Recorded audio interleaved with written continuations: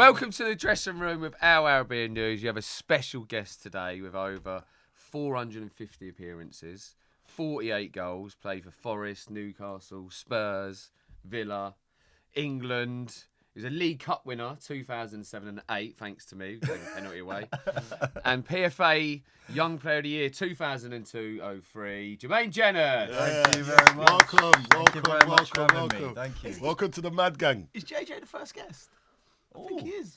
Nice. You must have had somebody else on. Second, Yeah. City, we had City. Oh, you had yeah, Sid. with City, Had yeah, with City on, City. yeah. Second guest, yeah. Thank you. No, Second that's guest. Sean. Oh, Sean, Oh, yeah, this as is well. going, Oh, my yeah, God. yeah. I felt Oh, special for a what's second going there. on here? Like, bang out of order. We've had Lescott. And let's- Hold on a minute. Like, just I like it. cancelling everyone out, man. Like, what happened to our friends? Hey, We said the same thing the last time. You know what I kind of mean? start of a new season, though, isn't it? That's Yeah. what I think Oh, that's where yeah. his head went. Yeah, yeah. Pre-season, new Yeah, season. that makes sense. Yeah, I get it. So, what we've been up to this week, Bridgie? You go. Me go. Mate, I've had a heavy week. So I had a. No, first of all, I had a wedding on Tuesday night. Oh, yeah. I Got suppose messy. so. So you know when your two worlds collide. So I do a bit of work at Brentford. Do a Alright. bit of coaching and ad hoc. So there's some of the guys there, great guys, the Brentford coaches. So I've been going into that with my professional head on. Do you know, like, you go to a football club, you know, you're responsible for looking after the players, helping them. But it was actually with the lads from Lillishall. It was one of the guys' weddings. So you know when you ain't seen your mates who for years and they're like, they're 15 last time you saw them, 16. So by the end of the wedding, like, you're acting like a 16-year-old and you're throwing burgers around the wedding party. Burgers. Mate, it's so- Showed him the real Joe. What the hell's going on in this wedding? yeah, so like the mask slip, JJ.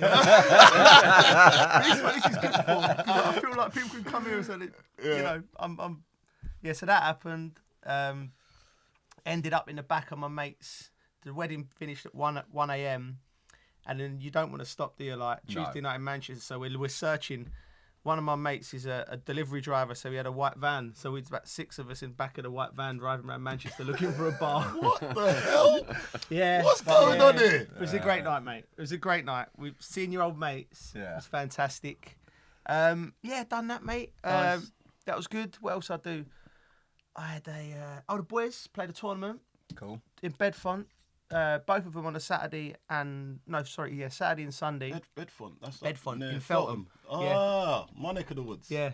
I didn't. Your name was mentioned. Is it? Yeah, your name was When mentioned. you come around them zones there, It, you got it was exalted. People were like, "Yeah, this guy, Yeah? Okay, yeah, king of the manor." I like it. Yeah, no, it Well, was I good. don't know about that, but yeah. Yeah, there was we had the little fella got to the semi-final, and then the big fella, he won it on the Sunday. So there's a little bit of friction at home. Oh, Is nice. there? You know, one of them won a tournament, one of them didn't. But that's football. What else did it? Yeah, Kids playing football is class, isn't it's, it? do you know I what? love We had it. one of them. We had normal one. football. So Isn't good, it? isn't it? Yeah, I love it. We had one of It's them intense, moments. innit? Yeah. It's Yeah. intense. I need to tell you this. We had one of them moments on Saturday where they're playing against semi-final.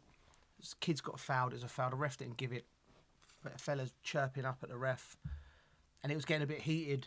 And the parents, and you're like, and then guys had to come onto the pitch and tell the parents to calm down. Yeah, it's mad. And it's just the geezer's just gone again, and it's just like I'm thinking, oh mate, do you know, like leave it out. only kids football does I that to know. people. Yeah, Normal people sends them mad, doesn't it? I run the line on a Saturday for my daughter's team. Cool. It's like the best thing I do. So good, but obviously, you know, like the parents give it to you every now and again Yeah, when you're yeah, giving yeah, certain yeah, decisions. yeah. I'm having to give a few looks, like don't even know the rules. Biased. I just shut your mouth. Do you know what I mean? But no, those like kids football, it's so weird. Like when you kind of in our world and it's like go. You're playing football, then you retire, and then obviously you stumble across like your kids get to that age, don't they? Where all of a sudden you're mixing with different dads, different people, and I find it amazing, to be honest with you. I really enjoyed it, and then it was like on a Saturday. It was one of the things actually that kind of pulled me back from doing Match of the Day so much, because on Saturdays I was always in Manchester and it was like such a long day, and my daughter was playing and I was like, I'm missing it. Yeah. So I was like, I need to just get back down there, and running the line, man. You hear some stuff. I've man. done It's that. like, I wouldn't want to be a ref for a kid's game. Mate. nah. Do you know what Mate, happened to me? parents are I the got dragged worst. in. I got stitched up. Yeah. Mate, I've gone there.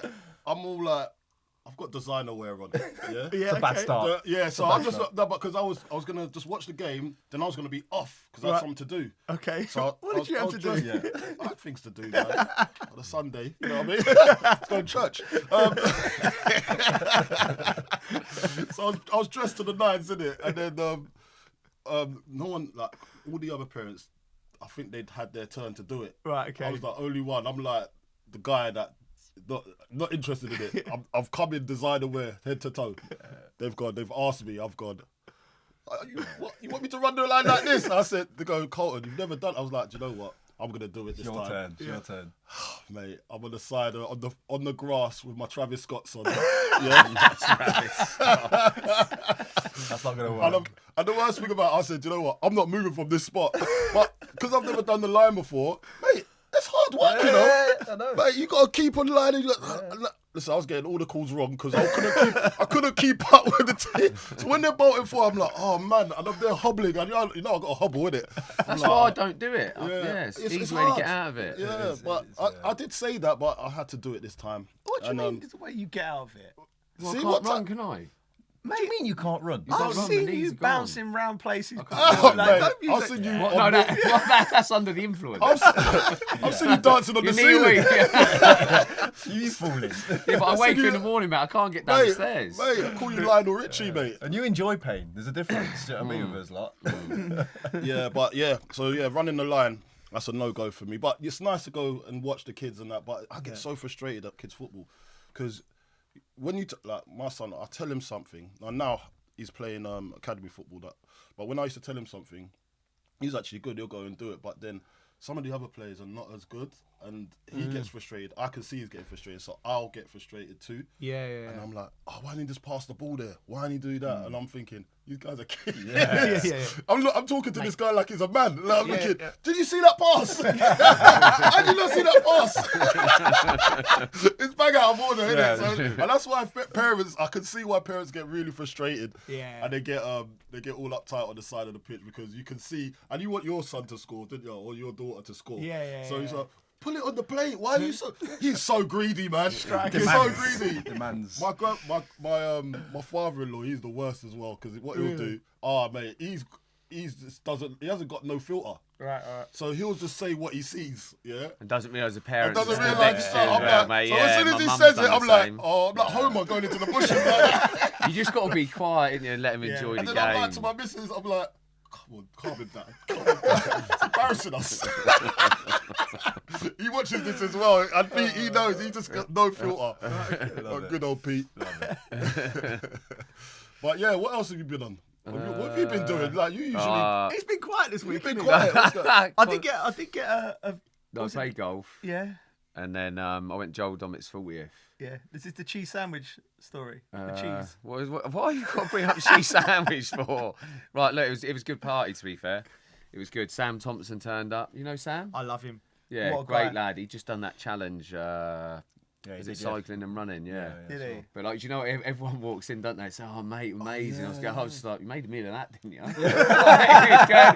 He goes, typical Wayne Bridge comment. I was going, "No, well done, mate. Well done." His calf blew up. Yeah, his car, it's bad. Everything Yeah, blew up. His whole leg was bandaged, wasn't it? I at didn't one think, point? yeah, He's bad. He's Fair such a play pure to soul, him. isn't he? He's such That's a pure good soul. word for him. Pure soul. Oh, he's a great lad. Great lad. He brings so much energy, doesn't he? He's Chelsea like a fan. little kid. Yeah. Is he, yeah? Yeah. Oh yeah, because he's done that. He's made in Chelsea. Yeah. Yeah. Because you can see that like, when I see him in the jungle. Yeah. Yeah, he looked really like warming. Like I wanted him to win. He's a top guy in Do it. you know Lovely JJ? guy. You Yeah, I must do. have- Yeah, I know him well. Yeah. Yeah. I've just come across him from working in television for years. But I think he, I worked with him like one time on this show I was doing called MOTDX. And then I think I saw him. That's a good show, by the way. Yeah, well, it's not anymore because it's not going. But it was a good show. Yeah, we're getting to that. yeah. They lost something there, but Yeah. and then I remember I went to House Festival. Like Soho House did that festival yeah. in the summer, Yeah. and I was just walking through. And I saw you. I was yeah, there. and I just saw this guy just like in the distance just running, and I was like, and it was him, and he just made a beeline for me, and literally next thing I know, he's ran and jumped in my arms, and I've had to catch him. I've had to like catch him midway, and he's like rubbing my head. He's like, oh my god, so good to see you. And I was just like, this guy's energy is mad. yeah, It's like he's great, it's hard lads. to not Yeah, love yeah, him. it's Do you know what I a mean? great He's a guy. great guy. Everyone Great guy. does. Yeah, it was good though. A lot of dancing. It was Yeah. good. Yeah. So So that must have been. There's a lot of vibes at that party then. You and Yeah, him yeah. together. All right, Lee Mack was there. He's good lad. Oh, mate, I love he's Lee Mack. Yeah, great hilarious. lad, How quick yeah. is he? Like, Yeah. Oh, yeah. You He's got to be wicked. sharp around those comedians, Yeah. don't you? Like he's I watched on that 1% fit. Have you watched that 1% I saw it show, last Doug? night. It was on last night. It Yeah. was quite funny. I know. Hey, you see who went out first? Who was that? Who went The out ref first? went out first. Yeah. The ref I went out saw that. first. I thought Marlon Harewood would have gone out first. Who was it? Marlon Who can you Harewood remember was who on it it. Marlon Harewood's on it. No, I because can't remember who it Pugac was was out now. early as well, weren't he? They were Yeah. talking about Mate, if you that. went out, mate, I would have done all right, you know. Would you Yeah, getting I them? was thinking, I'm all right. I'm all right. Right, see, that's where you get sucked in. I'll tell you No. what. What did you do? Oh, come on, We man. see him No, Oh, we the don't- chase. We had a We're having poker a night poker round night. my house. We're well. And we were having a good time. My missus come run up and go, Carlton Cole's on the chase. And we were like, what? He went, he's on TV. So we're playing poker. We stopped to watch him on the chase. Oh yeah. Yeah, it was quite bizarre, isn't it? It was Yeah. bizarre. Yeah, because me on the I was playing poker with you lot, and then all of a sudden I'm on a TV show, and I'm watching myself fail. And When you got a question right, everyone was like, I know. And I was like, yeah, I knew that. Fair play to you. Fair play. Yeah, but going yeah, on that. listen, this is like, what did I do this week? I didn't. Oh, actually, I went to watch my son. He had finals at schools. He had like district finals. So yeah, he played and didn't really do too well. wow, you're calling them out on Yeah, live, listen, on the airwaves. he knows, because he'll be watching this. And, but do you know what it is? I think because he's had such a long season, so he started from grassroots to the start of the season. Right. He's been on trial with one particular club, done really well, aced it, and then didn't get in, and that was quite of a sucker punch. You know what I mean? Yeah. Like to ace a trial and not get in. Yeah. So that takes a lot of energy away from you, and so I've been trying to just like be a dad. Yeah, and yeah, of try and course. help Yeah. him through that. Then he went to West Ham and he Yeah. signed with West Ham now. Good. Oh, you pulled the Carlton card. Well, no, because he's a good player. He's actually a good player. Was he you a know what I mean? striker or- Striker. Okay. He's a striker. And my older son's up at Hull, so he's down as well. Oh, wow. So he's just got a girlfriend as well. So that's a whole new thing that I've got to deal with this week. I met his girl. And I'm like, mate. So How old is he? He's 17. Well, the older one's 17 next week. Wow. So you had to do the Yeah. meeting the girlfriend thing. Yeah. So I was doing the dad thing. It's and- better that way than the Yeah. way I've got to do it with my Yeah, girls. yeah, to tell you yeah. that. Yeah, yes, yeah. it's better that If way. you bowl through my door at 17, bro, it's not happening. do you know what? I was a good guy. I was a good guy. We back were then. all good guys. Yeah, we're all good guys. I was a great guy. Like, you would love to have me walk through your door. Who would you rather, Carlton, Joe, Oh, or me? here we go. Here we like go. the worst. Hey, anyway, moving on swiftly. Yeah. 1, 2, and 3. Bridget, I Choose choose your poison. Choose your poison. Choose your It literally poison. is. It literally I think, listen, Yeah, we've all that's a good one. got. Can I ask you, bro, I want to throw that there. Go on. Players you've played with, Yeah. who would you want your daughter to come in with? What players are like you like? That's a good guy.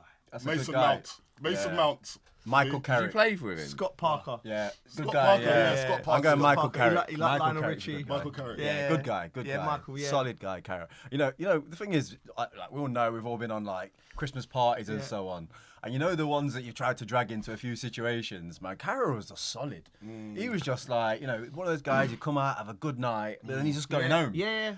I was always just chasing the night, me. I was just like, there's got to be something else to Yeah. do. Do you know what I mean? There's always a couple of like, Look at me, I'm 43. I'm sitting in the back of a white van, riding around Manchester at 1:30 in the morning, trying to find something. But do you know I what? like that though in somebody yeah, as well. it's good. Yeah. If my daughter's gonna meet someone, then Gotta be real. I just think they've got to have that little something as Yeah. well. Haven't they? Do you know what I mean? Because I'm gonna have to Balance chill with them at it some out. point. innit? Yeah. So, Oh, do you know what? it's not I'd too go for boring. Saka.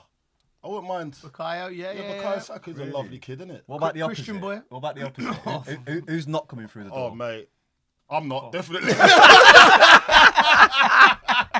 Who's Definitely coming not through me. the door? I'm not. I don't my know. God. Oh, mate. There's too many. There's a lot of Too many. There are too Basically, many. all of the above. That's true. It's very true. Everyone's got some kind of nonsense that they go through. We know too much, that's the problem. That We is know- the we know problem too much. in our industry. Yeah, we And know then too we've got a bad rep as well. Yeah. It's People like myself and you. Yeah. And you. Me? You look All at of me. you lot. All of you lot. All of you lot. You've given me a bad rep, you lot. I'm telling you, and I'll play on it. I'll play on it. Anyway, let's move it on swiftly. Jay, what have you been up to? Yeah, a lot of golf this week. Yeah, I've been out twice this week. Twice last week playing golf. You love golf, didn't you? Mate, I'm obsessed with it. Like, What do you play off? Two is my handicap. Yeah, so I'm non-stop playing, mate. Like, yeah, when I retired, it was 2018 when I first took it on. I don't know, there was just something about it that I just. Originally, it weren't even the golf. Like, let's be honest. Like, you don't take it serious like you two, but you like going out. Love it. Yeah, love it. And I think almost like that kind of like mental health part of it. Of like, there's nothing else I do where I get my phone, I stick it in my bag, and it don't come out for 4 hours. And I just talk to my mates. Do you know what I mean? And we go around. You play. I'm competitive with it, but it's still the best thing I do with regards to like just walking, talking. I think as men in particular. Like, there's not really a space like pubs it used to be, didn't it? Yeah. No one really goes down the pub anymore and just chat. So having a group and keeping it competitive. I like it, but it's just like it's you can't go different, to innit? It's not. It's lovely being on a golf course. I think so. Lovely. I'm going to the pub every day and getting on the sauce. It's a bit like you know. I didn't get into it when I was playing. No, I didn't. I didn't either. I was like, no, but I wanted to. It's not like I went and had a few lessons, but I was just like, do you know what? With my swing, I was practicing my swing and I done my back. I blew my back out. Yeah. And then, Sorry, kids. It's stiff, innit? You don't strike me as someone who can rotate. I'm like, you got to have that short backswing and follow through. Like, the Buffalo don't have them sort of movements in the lockup. Have you had loads of lessons? Activate your glutes. Loads, yeah. I mean, I have lessons. Like at one point, I'm having them like once a week. Then when I kind of get it, like I get to summer usually, I just leave it alone and I play. But as soon as winter kicks in again, I'll be like once every other week. I had one lesson. It just sent me sideways. Yeah, it does some people. I've had like 4 different coaches though. You know what I mean, you got to find the one that works for you. Really? Yeah. What I'm doing this summer, because the boys are starting to want to play, I'm going to go over like it's a little par 3 course, like when they're and just go and have lessons with them, and play the little 9 holes and just try and get to a level they get into it. Yeah. Because playing with your kids would be great. Yeah, They'll be definitely. better than you, I reckon. Of course they will. I'm terrible. It's like, because Carter's had lessons. He's 9, mate. He's better than me. Mate, I saw him. See, like in that little video that you sent. I see him practicing. Mate. But he's got it to a T, innit? With the little leg.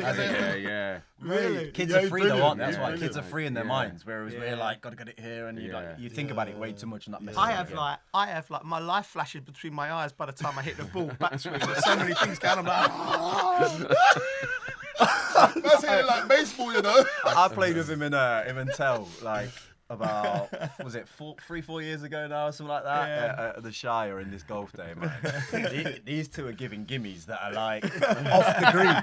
It's off the green, and they're like, "That's fine, JJ, take that." And I'm like, "Mate, I ain't trying to win this tournament. Like, I'm not getting up there with some mad amount of points that I've won." Yeah, that's crazy. Oh mate, but yeah, that's it. That's golf for you, though, man. That's golf life. Oh yeah, I love it. Like, listen, we've got to talk about your career, JJ. Yeah, man. You know what I mean? Let's start. Where do we want to start? Where would you like to start? No, Nottingham. Because you want to start Sunday League? I didn't play Sunday League, bro. You didn't play Sunday League? No, I'm strictly academy boy. Seriously? From a young age? What age? Like, I was at Forest from the age of like 9. Oh, was it? Yeah, 8 or 9, and then like straight in. Yeah, that's it. I started playing football in teams at the age of 7. Okay. Like my dad was a coach. Your dad was a player, right? Yeah, Semi-pro. he played semi-pro. Like he played for like Shepshed, Nuneaton, Borough. What's your dad's name? Dennis Jenas. Dennis Jenas. Yeah. Big up then. But then he went into coaching. And this ain't pirate radio. But he was a good coach, and he was like in my area, so he was coaching people like Darren Huckabee. Michael Johnson, who went to Notts County, he was at Notts County as well, so he kind of developed them as kids, and I just used to go along whilst he was coaching all the older kids, and it got to an age when I was about 5 or 6, and he was like, "Oh, just come and do these drills." He's just doing like figure of 8 drills, step overs, and I was joining in, and he was just like, "Geez, he's like better than this lot." So it can't. And then obviously you get the bug, but yeah, Forest from the age of 9, and it was, you know, it's like Tuesday, Thursday, centre of excellence type times, and I just kind of centre of excellence worked my way through basically, and so no Sunday League for me. Thankfully, those leagues were brutal, man. I used to go and watch, and it was just like I used to love it. So much freedom. I think you learn a lot at those times. 7 to 14, I think I played Sunday Did you? League. Yeah. Did you? Yeah. Who do you play for? Oliver's Battery. Oh, is it? Yeah. Yeah, terrible. We weren't terrible. We go up to the Premier League, get relegated, win the first division, go up, get relegated. It was a bit like that all the time. Okay. Yeah. But at least you're learning those Yeah, things. yeah. So I think that you don't get enjoyable. taught those things really as a Nah. kid because you're just playing, and all of a sudden it's like you go to play first team football, and it's like no, every single point matters here. Yeah. Yeah. That's the problem they're trying to address with because they're doing a lot of good things with the academy, and one of the things that when they go and I know people I talk to, there's not a the kids want a league. They want to know where they are. If you're Correct, Brentford and you're going to be playing against Chelsea, Spurs, Arsenal, Fulham, like it's right. You play the game and it's like a friendly every week. Correct. Yeah. They don't get tournament football until they play an actual tournament. But that Needs to that's matter, doesn't it? That needs to. I think up to 16, maybe 13, 14, start playing a little league. The kids would love it. It's important. Yeah, I think it is definitely. I see because obviously when you're working in an academy, they kind of mirror who they're playing. So one will be say the 14s will be at home, the 15s will be away, and but 15s will be with the 16s because maybe one of them's going to be getting bumped up because one of the 16s have gone up to the under 18s. So they all get the experience, but it's a game program where you have to nurture it to what because say Crystal Palace for instance. They were known for being a robust team, and so what they would organise between themselves, say, okay, well, we want to practice passing out from the back. Right. So what do we need this week? Let's try and get a team that won't let us do that, and we still have to. Yeah. So the games program's really good for Really? that. Yeah, just to tailor Goes what into you're that going depth? for. Yeah. That's Really? what you've got to do. Crazy, Yeah, That's so mad, that's what isn't it is now, but I don't know what it used to be back in the day. I think everyone's just to mirror what the first teams play. Who Yeah. the first teams play. You just go and play. Yeah. Yeah, no, but You it's know, all tailored now, Richie, mate. there's so much that goes into the development of young kids. It's like every kid has. My little boy played in a tournament in Burnley the other day, and he's got clips. He's sending. I'm in Munich doing he's sending me clips of like things he's done. Wow. So they're getting that level of detail. So if you're smart now, as a young player, and you can take on information, you've got all the information there to help you become a player, ain't you? Yeah. Because you got cameras. Yeah. Like, see, look, when we were growing, we didn't have no cameras. So I don't just know. like, I don't know if and I you like can that. I know I what you wouldn't have mean. enjoyed it as much. When I used to remember, we used to go on like England trials and stuff like that. They always did like the filming of the Yeah, training yeah, sessions, yeah. and then you'd sit in meetings for Harold hours, wouldn't you, while they were Wilson used to filming do that. training? Yeah. And you used to do my nutting. I used to just think Yeah. like, Yeah, but you got a VO now, and you got a huddle. Yeah, but that's because we wasn't used to it, JJ. Maybe, yeah. Maybe. Do you remember Techno Dave? Yeah. Do you remember Techno Dave? Was he there with you? Yeah, He yeah. like, Techno Dave. like he was like the first guy I'd ever seen to video Yeah, training, and yeah. then, like we'd be in like, I think we talked about it. Yeah, we about did it. talk about Techno Dave. He could get like Sky Sports News off of a coat hanger in Yeah, Moldova. yeah. Like, it's like, Howard Yeah, Wilson. he's the he guy was that like- he didn't was like- stitch you up. Huh? Was he the guy that didn't stitch you A up? lot of guys didn't. You know what? I do remember When you going went out to- and you weren't supposed to be out one time. There's a lot of I that. do remember going to La Manga once with England. I think I was with the like 21s or something. It was like a post-season tour. Yeah. And I remember Harold Wilkinson was there. I think with the first team. Ledge. There. I was there. Yeah, I was going to say, and Yeah. you probably trained where he had the headset on. Oh God, yeah. And he had Yeah. all the speakers Yeah, around yeah, the yeah, pitch yeah, and all yeah, that. And yeah. the first time I saw that kind of level of technology, Yeah, it was it's like mad. it was. Oh, this is serious. Oh my god, yeah, it was. This it, is it, it was. You were watching it thinking, yeah, these These guys know what they're doing. this and that. Yeah, I was here for a post-season bit of a jolly up. But this is legit. Yeah. Man had the beat speakers on He the did, side of didn't the he? bit. But the Man, thing was, I've I seen remember that. him like because he had the. It does thing, make sense though. And he would like saying it'd be like, Cole tuck in. Yeah. and then he'd forget he'd have the speakers and he'd go, oh shit. You can hear it. I'm sick of him, man. He's not coming This back. guy. Not coming. What's he He ain't doing? serious. But yeah, like, yeah, I love. Listen, when so you started that. Obviously, you started Yeah. playing for England and that, and then obviously, what was the when you no, but Forest. was you playing Forest, for was first you team. playing for Forest first team? Yeah. Before you went to England's. Yeah. Yeah. so I didn't get 21s? picked. I didn't get picked for the 21s till I went to Newcastle. Oh, Yeah. really? Yeah, but I was in the first team at like 16, 17 at Forest. Like David Was it Platt. 16, was it? I got into the squad at 16. Okay. Like one of the first, I remember it was like the end of one of the seasons, and I got a phone call from Paul Hart, who was our youth team manager at the time, and it was I think it was the last game of the season. The first team were playing Crystal Palace away, and he's like, right, you're going with the first team tomorrow, so you're not with us. Bring like your boots. This is what time you got to be at the training at the stadium. Coach leaves, blah blah blah. So I've turned up my boots and everything. Anyway, got on the coach. As I was about to get on the coach, Paul Hart was stood by the coach at the City ground. and he just went, by the way, you're not playing. You're just going down to make teas and coffees and whatever the first team want, basically, to Crystal Palace and back. I was still buzzing. Do you know what I mean? I was like, I was young, so I've literally. How old were you then? Yeah, I think I was 16 at the 16, time. Yeah, bang on 16. And they just and obviously once you're around that first team group, and we had people like Alan Rogers, the left back tank. He was a bit of a nutter. Andy Johnson, who was lively. Bart Williams, and it was it was a kind of group where old school. Do you know what I mean? You had to really look after yourself around those times. So when I'm on the coach and they're like JJ, tea, 2 sugars, like you got to get it right as well. They're not messing about. So I went all the way down, did that, and then Platty kind of pulled me. Went, look, go and put on a kit, and you can go and warm up with them. And I was buzzing. I was just out there. Palace, last game of the season, sun's out, and that was it. The minute I had that flavour, I mean, I wanted it anyway. But then when you see the fans and stuff, but then start of next season, I was straight in, basically straight in the team, starting first game of the season. And I mean, it was mad really, because it was my boyhood club. I was like, 17.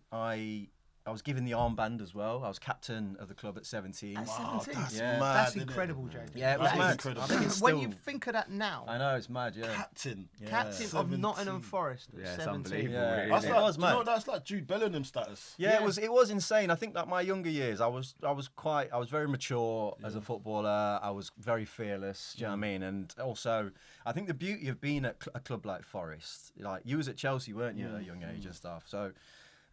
You might not have felt it. You two may have at your football clubs, but I remember, you'd play on a Saturday morning for that youth team. Every time I sat in the stands, in my mind I was like, "There's no way I don't play in this team," because it's of a certain level where you're looking at it going like, they're good players, they're top players, but number one, this club's not got the money to go and buy whatever they want to buy, and I know I'm better than these guys. So I never felt that.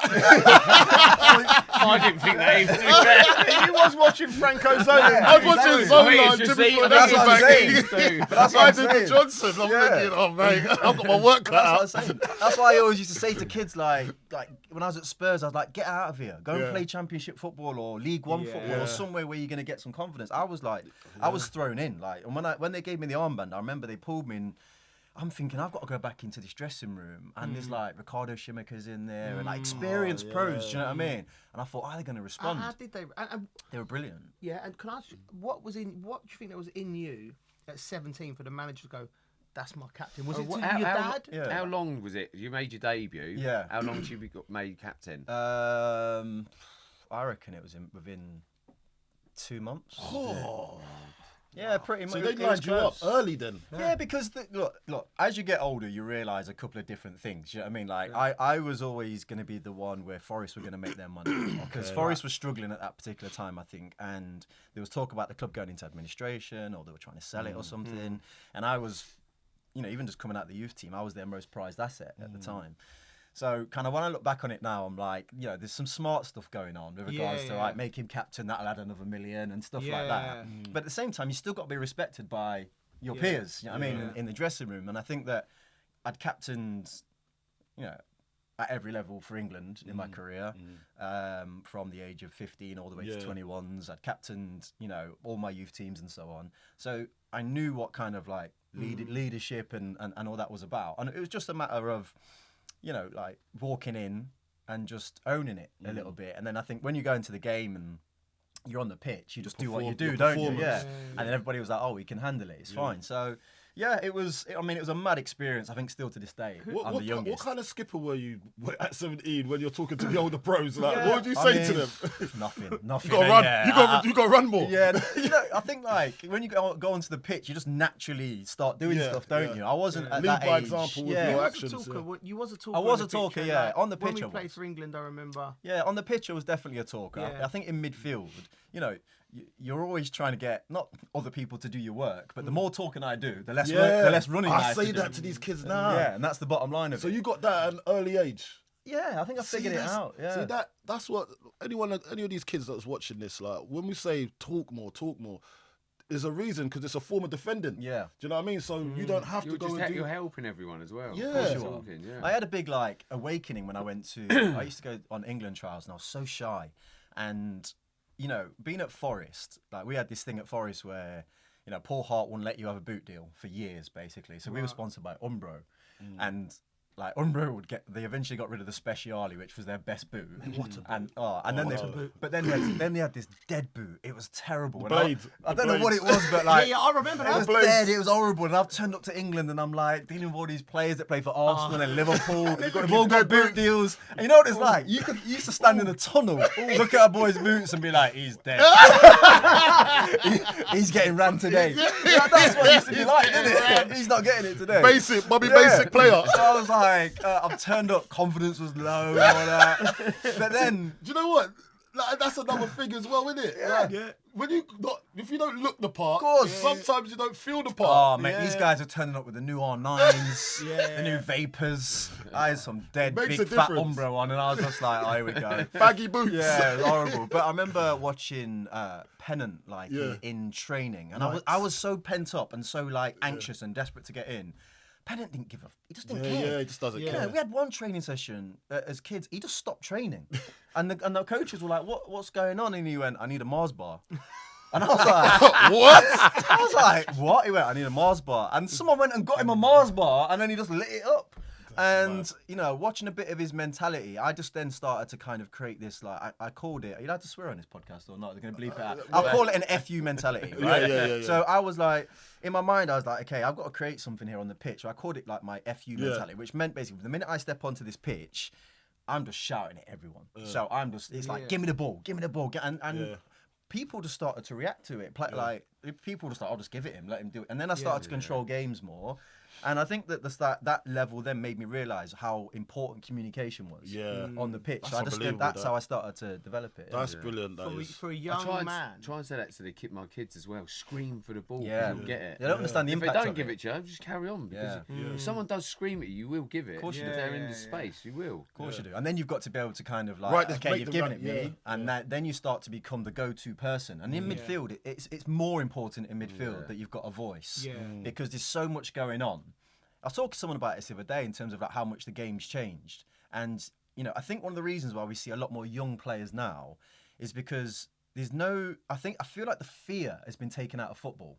So I would have games where I know what you're saying. I'm going onto a pitch and I'm playing against Roy Keane, for example. Yeah. Or like, I don't know, even if it's like a Joey Barton or a Scott Parker or whoever it may be. Patrick Vieira. Yeah, all these guys where it was like, this is not really about the technical side today. Like, I'm looking at these guys and I'm thinking, I've got to protect myself. And things like your first tackle used to matter. Do you know what I mean? It was like, if I went into that tackle like half-hearted as a kid, they would just walk Sets the all tone, over you. sets You the had to tone. kind of like, it was like a boxer like landing that first punch type thing where it was like, okay, he's got a bit about him. That's kind of not really, they're so protected now. I feel like that mental element of, you know, just the fear factor of a game is not there anymore. So youngsters are allowed to come in and just obviously display their talents quite freely. I mean, I got elbowed in the throat by Keith Curl when I was playing for Forest. Keith Curl? In my throat, mate. Wow. You know what I mean? I thought I was being Welcome smart. to the Premier League. Welcome to professional Oh, football. mate, honestly. He was playing at Sheffield United and I don't know what it was. It was like a free kick had been given. And then he walked over to try and get the ball and I nutmegged him.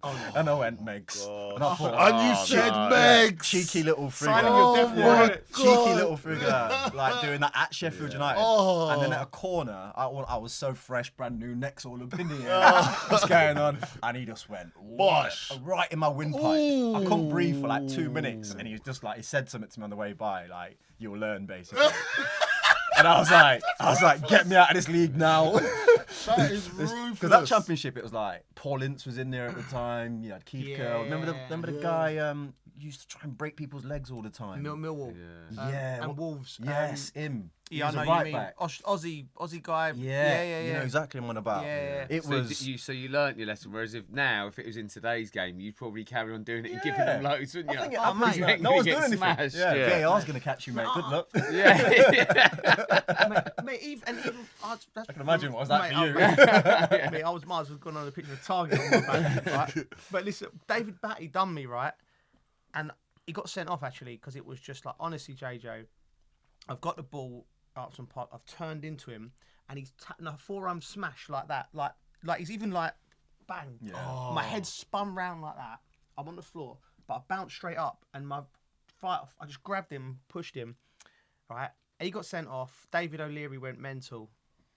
And then I went home. Someone sent it to me recently on Match of the Day. It's interesting what the commentators would say, right?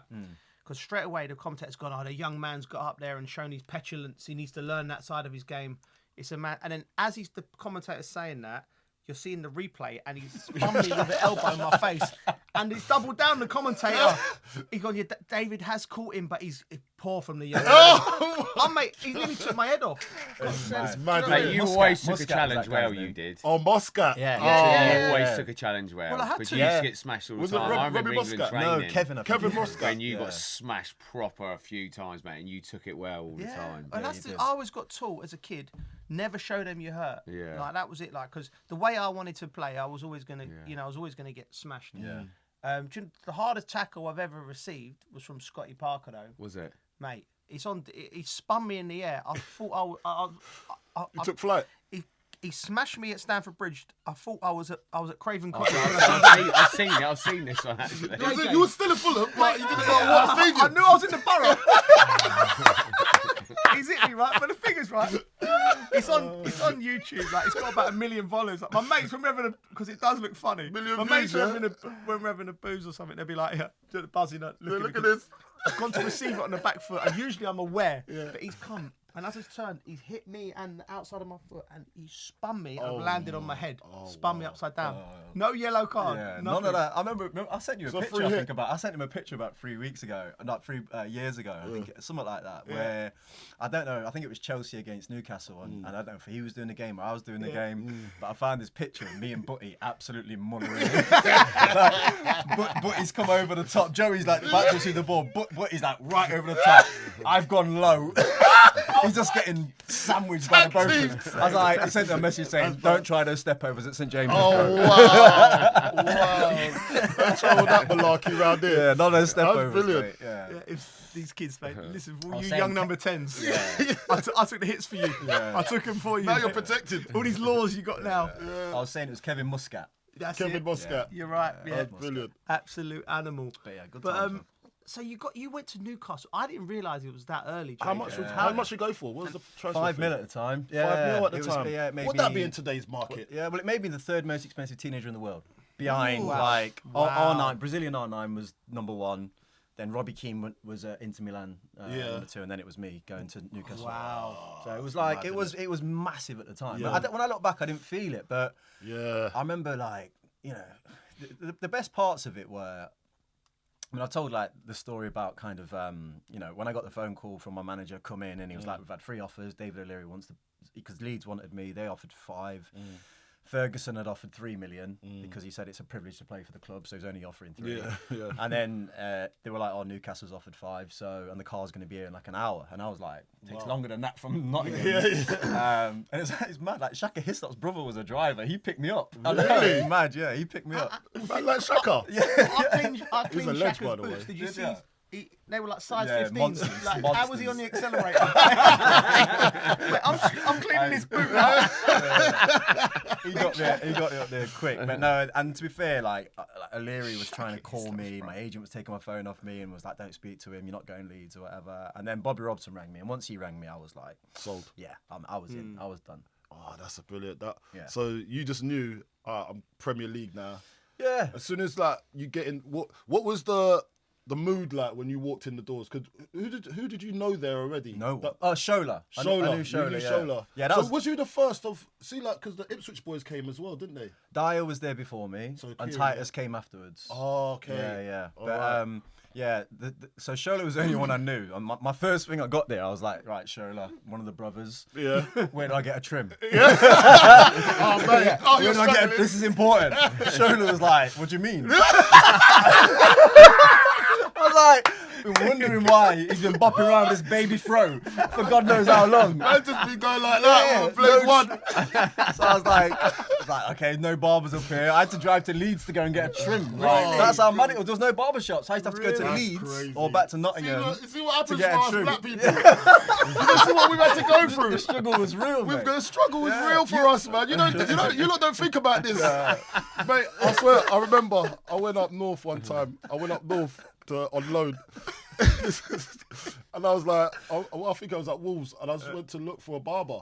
And back then, it should have been more. I don't know what's going on, but there was a massive queue for this one particular barber, and I was like, I need to get in there. That's the one. That's the one. yeah. So I've like queued up, and then I get close. Obviously, you're sitting down, and I get close, and then they said, "You got an appointment." What? Man, I got turned away. I got turned away. What do you like? I can't do nothing with that. I got turned because they didn't know me or anything like that at the time. Really? I thought I was like the Tony, and then it just didn't work out for me. So I had to flip it and go home and do it myself. I had to go and get a baby list. You know what I mean? Wow. But the rest of them at Newcastle, like obviously Sholo I knew, but that was the first dressing room I walked in. And you're like, Was there any other brothers in there? Carl Court was there. Carl Court. He went with braids at the time. He gave in and went, I'm just gonna grow it. I'm growing this out. I think he found some like African girl up there that knew how to braid his hair, and he was like, yeah, this will do me nice. Do you know what I mean?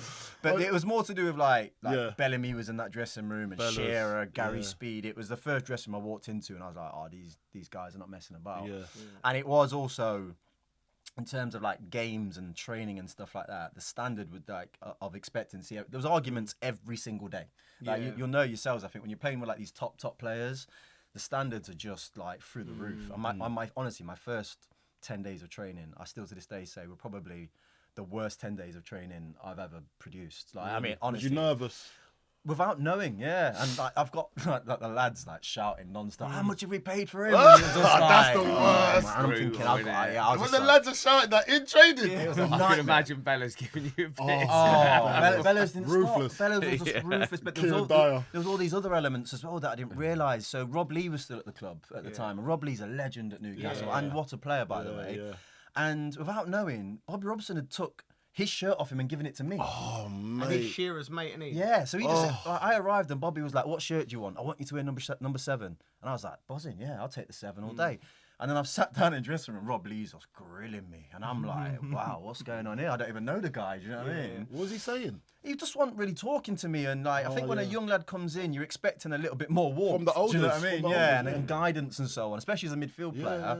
To be fair to him, like he went to Derby, and it was I won Young Player of the Year that year, and he came up to me after the game and was just like, look, I'm really sorry. Do you know what I mean? I was just in a bad place, and you know, makes sense. well Fair done, play. keep it up, and I really like respected that. Yeah. So JJ, Yes. Newcastle. Yeah, so man. we talk Shearer, we talk Rob Lee. I need to ask you about one guy who I think is Iconic. iconic. I think he transcends football. Sir Bobby. Oh my god, yeah. Yeah. Yeah. Well, you mentioned the first conversation you had on the phone. What was that like with him? Yeah, I mean, I grew up around Italian Night. It was my first World Cup, so just having Bobby Robson even ring you, like I just, it was always the excitement on his voice. In his voice was just like incredible, and he just put so much belief in you as well. I wouldn't say that like tactically, he was like incredible, but his man management style, and you know, you stood in that tunnel wanting to kill. That's how you just felt after you'd started talking. But yeah, it was more to do. I remember going into the boardroom at Newcastle, and you know, he came flying through the doors, and he was just so excited, and he was just like, "All right, son, delighted to have you." And like the very first thing he said to me, he said, "Listen, you're playing. Like, you're not here like to be in the resis and go through." And he's like, "You're going to be starting football." And like I said to you, like in the first part, my first 10 days in training were horrendous, and we had a training session on like the Thursday at St James's Park, and my first full game for Newcastle was against Sunderland away. They're big as well up there, aren't they? So I've come in for all this money, like spotlights on me, and then I've got the time where Derby staring me in the face. And the beauty of playing for these clubs like a Newcastle, and you'd have felt it at Southampton. You probably didn't feel it as much, Joe, because London clubs are very different. Do you know what I mean? But you wake up on a Saturday and that place just shuts down. There's only one thing happening on that day, and it is football. Do you know what I mean? And you walk out and it's just black and white shirts everywhere. And so in training, he's on the Thursday. I finished the training session again, was bang average in training. And he just walked over to me and he just put his hand on my shoulder and he just went, "Listen, you're starting on Saturday, so just get your head around it." And that was it. And I was just like, right. What day was this? That was on the Thursday. Right, okay. So we trained again Friday back at the training ground, and then obviously we've gone to the game. It was a morning kickoff. I was so nervous, man. I'd roomed with like Nobby Solano, I think at the time, and Nobby was a pain in the arse, man. Honestly. He's something else. Yeah, he loved music, so he was always playing his bloody trumpet and stuff like that. He had a band. He had a I band. didn't realise Yeah. that. Yeah, honestly, like it was about He 10 played at for night. us. He played for us because remember. Oh yeah, was it at Villa with him? I was or? at Villa with him Yeah. and West Ham. Oh, you would have been, yeah. Yeah. Player, by the way. What a Yeah, player. what a great player. player. I told him Yeah, that. yeah. I A told joke him that when of I a saw player. him. But yeah, it was about like 10 at night, and I'm literally in bed, and I went on this TV show and told this, and like it came out so wrong because I was in bed at like 10 at night, and Nobby started playing the trumpet, and I was like, but that's kind of what happened. I literally rolled over, and he's literally. Getting his brass band Yeah, out. he's literally got the full stand out Yeah. with like, the notes and everything, and he's just there, just playing the trumpet. Man trying to go sleep, bro. And I'm like, mate, I've got the biggest game of my life tomorrow. You better put that down. so he's You know he got placed with him on purpose, right? Yeah, probably, So he yeah. got stitched up again. I know. Come down in the morning, and I was just like, I couldn't eat. It was like, remember those early kickoffs when they first started? Yeah. I've come down, I'm looking at Shearer, and he's got like a plate of chicken and pasta and beans, and I'm like, fitness coach come up to me, and he's like, you need to eat something. I'm like, I can't eat. I cannot physically Seriously? eat. I said, just get me a Lucozade, I'll be sound. And and he was just trying to force feed me all his food. And anyway, I said, no, I'm good. I had the Lucozade. The minute I got onto that pitch, it was just like amazing. And then I played well. We won the game. And Your fitness after coach that, nightmare. yeah. And then after that, the lads were like, okay, this guy can do it. And that was it. That was the start of my Premier League That's career. wicked. Can I say, because he fascinates me, Sir Bobby Robson, because like, he won things as a coach, but he didn't win like loads. Yeah. He managed Barcelona and obviously Newcastle in England. But it seems to me what he means to the players I speak to who played with him or the fans of the clubs, everyone loves it. Did he have that?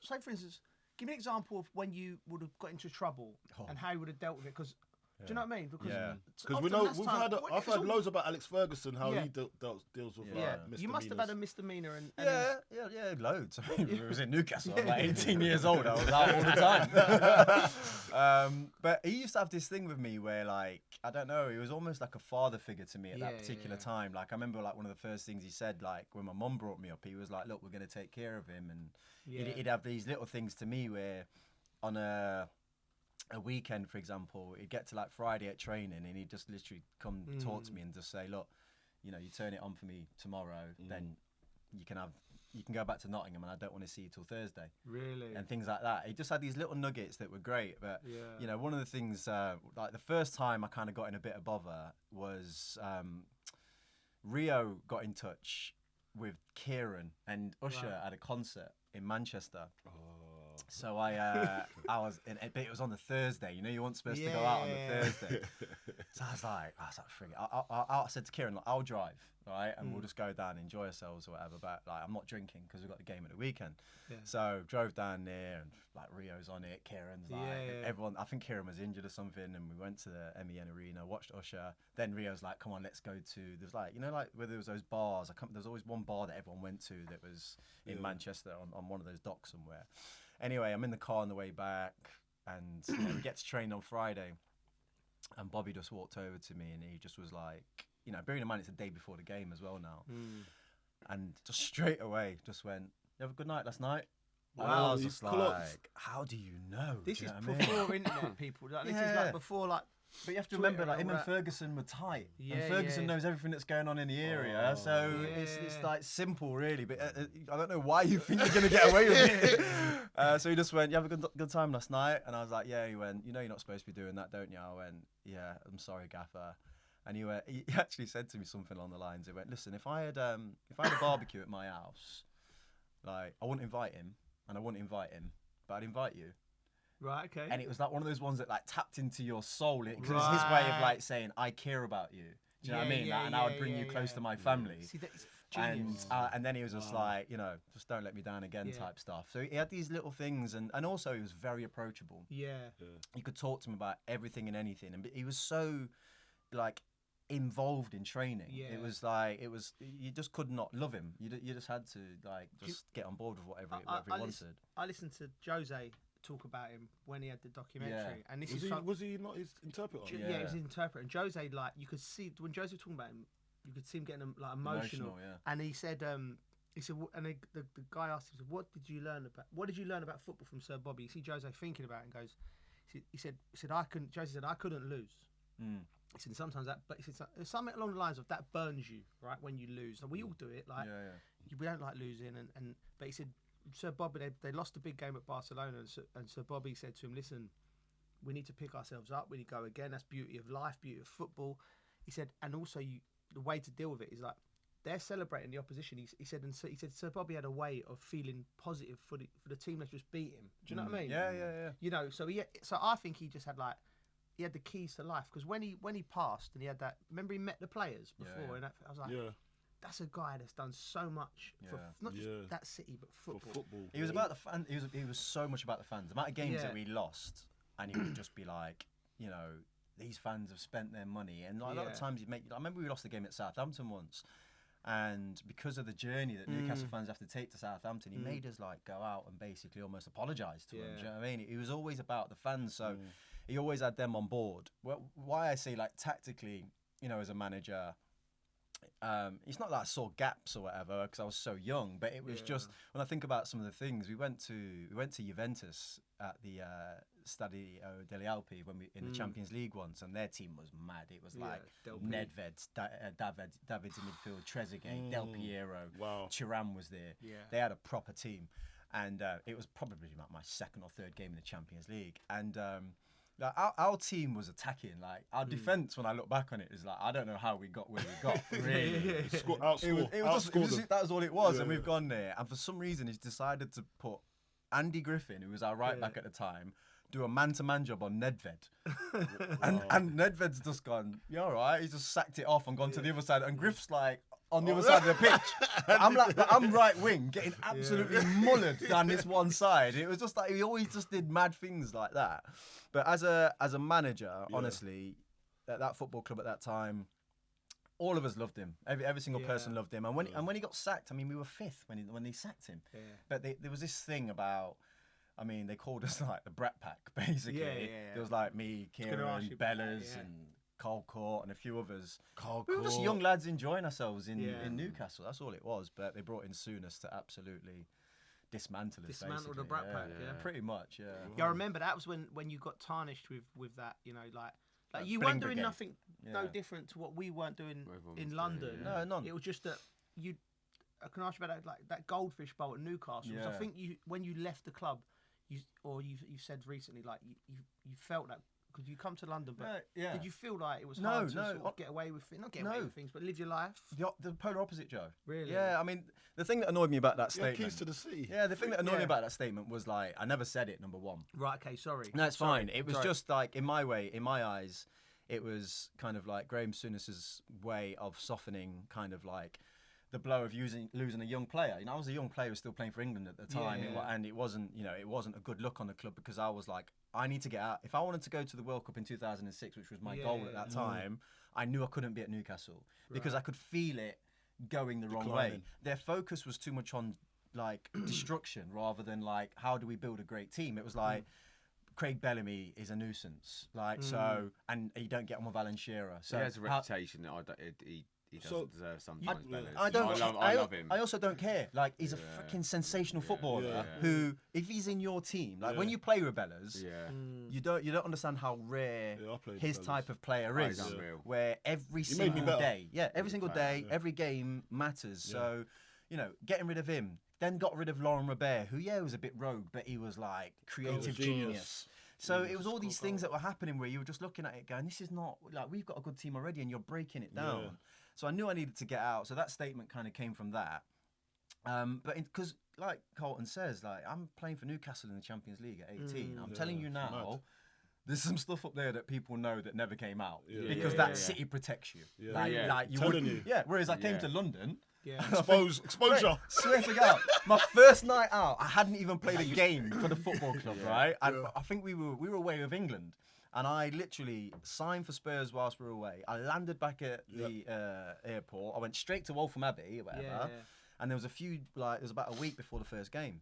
Played the game. And I've gone out basically in London with someone. Mm-hmm. Anyway, not that I don't know who it was, but I decided to kind of like go home early. I don't know why. Did. Anyway, I think I was at Funky Buddha or one of those places. Yeah, it would have and, been. I see you in there. You saw me. Yeah, I saw you in the corner. You know I was there in the corner. you I'm were always there. lurking in the crevices, in the darkness. All you just see is like glaring eyes. Yeah, there's Coley's corner. You were there. Yeah. You were definitely there. But yeah, I got home and I just had in the morning I got this phone call from Donna Cullen. Yeah. And she was just like going mad at me at the phone. She was like head of the press at the time. Yeah. She's going, "What are you doing? You're not even paid." And I'm like, "What's happened?" She's like, "You're on the front page of the paper." I was like, Front "What?" page? I was like, "What's happened?" Anyway, Yeah. it turns out some cage fighter or some had stabbed someone, Wow. and someone had took a picture of me when I came out of the club, and it was literally like You. it was something like Prem footballer in death scare type thing, and I was like, I was home. I was Like, home, What do you yeah. mean? So coming to London was a big wake up in terms. It was Yeah. way worse in London than it was in Newcastle. Yeah, Way yeah. worse. Oh, come on. You did. Way listen, worse. London was a cesspit for like any kind of drama. It could be the smallest one, but they'll just blow it up. Yeah. Yeah. So you just have to tread Also, carefully. there's paparazzi. Yeah, that's all You it don't is. have Isn't it? paparazzi Mainly in that, Newcastle. isn't it? No. Yeah. Ever. Different That's lives. true. Remember back true. in the we were like rock stars, man. Like you come out.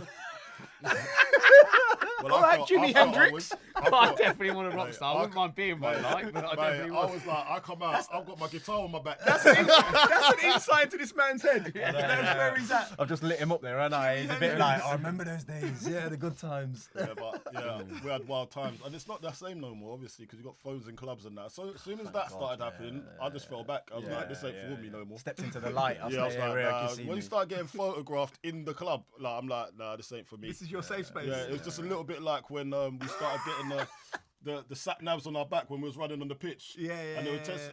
I said, nah, football's not for me anymore. Just things like that. I just said, well, it's not a safe space no more. I got to get out.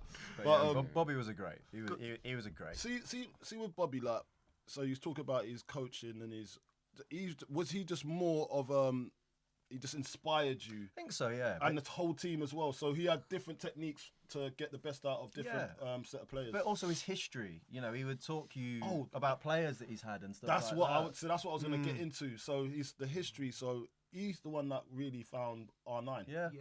Yeah. Yeah, So He had when him at you're, PSV and then took him to so he Barca. had an eye for youth coming through, didn't Yeah, I think that was his thing. You know, he had a couple of good scouts around him who knew good young players. So you knew going to him, you know, you was going to elevate your game, number one, because he'd what had done with people in the past. But he, again, it's hard to put your finger on exactly why. I think as a player, most of your jumps that you take are around your surroundings. So, you know, at Forest, I got myself to a level where I was like, I'm the best player here, and if I stay here, this is where it stays. Whereas I think that then when you jump to Newcastle and you realise, well, there's another step I need to take. Then you go and play for England and you're like, geez, I need to step up even more. It's just constantly trying to prove yourself, innit? And I think that Bobby was just very good at, like, for example, he signs me, I win Young Player of the Year. The first thing he does the next year, he signs Hugo Viana. Who, at the time, Hugo Viana had just won Young European Footballer of the Year. Yeah. So in my head, I'm like, oh, there's a big challenge already. Not only is he, like, young, but he's now bringing a different level, and he was that flair and stuff. And I mean, he's he was a player when he first came. yeah, he's at Man City now, isn't he? He's their like sporting director or something. So, Yeah. can I ask you? Go. Ask you Spurs. Yeah. You moved to Spurs. Was that your only option, or what was it that made you go to? Because that at the time it was, I suppose, quite an exciting time to go there. Yeah, it was. I mean, I'll be honest. Again, I think I've spoke about this, but I thought I was going to Arsenal at the time. Arsene Wenger had been like quite openly admiring of me, and then even like the year I won Young Player of the Year, I was speaking to, because Thierry won it that year. He won the main award. I won Young Player, and Thierry had mentioned, he said, like, the whole team voted for you to win Young Player of the Year. So you're like, okay, I'm respected in the dressing room. I know that Arsene Wenger had kind of like spoken about it in a certain way, and also Arsene Wenger was pretty much what Pep Guardiola is to football now for young players. He was developing them. But they'd just built the Emirates, so they didn't have the money really. Also, he was, you know, Fabregas was there and he had all these players, so that didn't quite work out. But we played against Spurs in the quarter-final of the FA Cup, the year before, and I could see they were coming. You know, when Carrick was there, Pedro Mendes, Sean Davis, and they started to buy these players. Then they added to that in the summer bit with like Lennon, Tom Huddleston. Was Defoe there? Jammer was already there, I think, with Robbie Keane and so on. And I remember looking at them in that quarterfinals, going, they're going to be better than us. Yeah. And that hadn't been the case with Spurs for God knows how long. So I was like, they're buying young, they're buying English.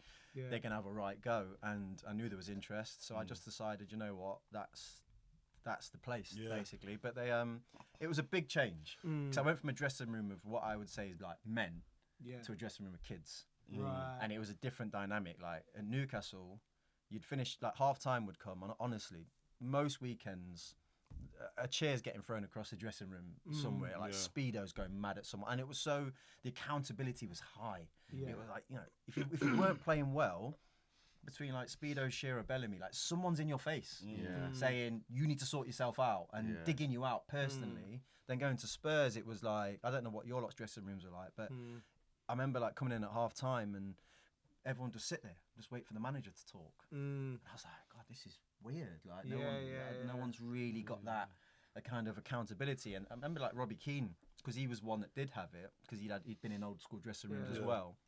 He came up to me once at half time, and he just used to create scenarios. And he'd like say, right, Jay, when we go in at half time, I'm just gonna come for you. So he says, let's me and you just have it out, because when they see me and you arguing, then the rest of the lads would be like, oh, damn, like and he'd just come in and just start freaking going mad at me. I'd throw some at him, and he'd just like, and then we'd just settle, and we just make it up. But it was just a way of just like, if we weren't playing well, we just made stuff up. I'd struggle to keep a straight face with that kind of dramatic. I'd get well into character. But that's because you lot are from my school. That's why I'm like, they're faking it. I think at Southampton there was a bit of battering from the players when they needed it. But I don't think any of the other clubs are.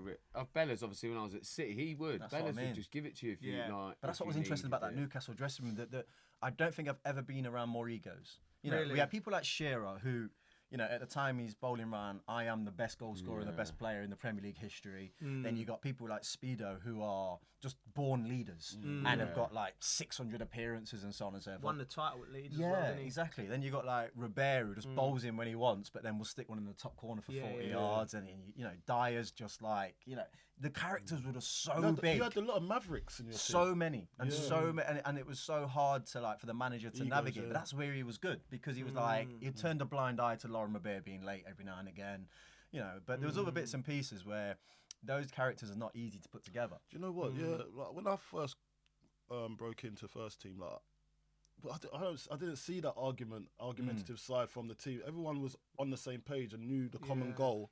And who was the manager though, Coley?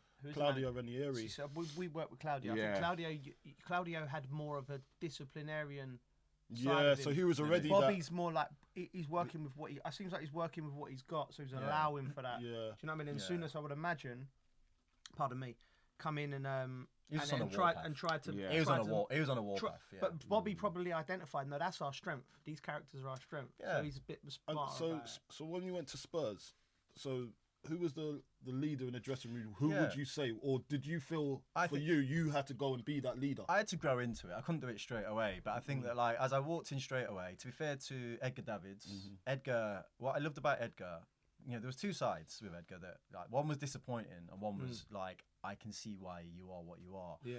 Like the disappointing side is like I grew up on the adverts of Edgar.